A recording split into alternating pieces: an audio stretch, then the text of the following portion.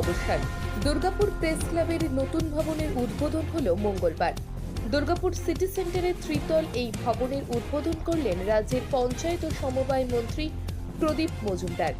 ছিলেন আসানসোল দুর্গাপুর উন্নয়ন পর্ষদের চেয়ারম্যান কবি দত্ত, ছিলেন দুর্গাপুর নগর নিগমের প্রশাসক মণ্ডলীর চেয়ারপারসন অনিন্দিতা মুখোপাধ্যায় সহ অন্যান্য বিশিষ্ট ব্যক্তিবৃন্দ। আমার যেটুকু স্মরণে আছে ৮-এর দশকের মাঝামাঝি বা শেষের দিক থেকে দুর্গাপুরে একটি প্রেস ক্লাবের প্রয়োজনীয়তা উপলব্ধি হয়, বহু চেষ্টাও হয়।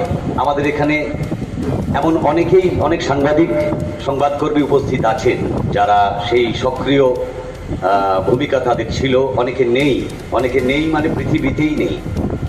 এটা আমাদের কাছে দুঃখের, যন্ত্রণার, কিন্তু আনন্দের হচ্ছে দুটো কারণে।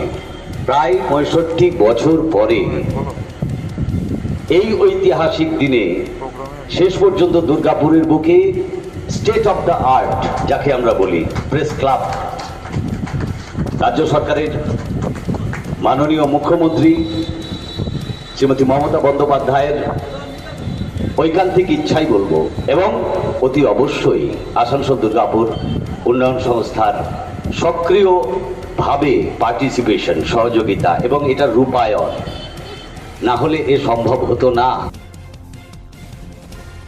নতুন এই ভবন পেয়ে খুশি নবীন প্রবীণ সাংবাদিকরা।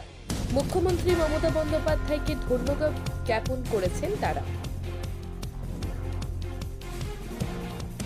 নিজস্ব প্রতিনিধির রিপোর্ট,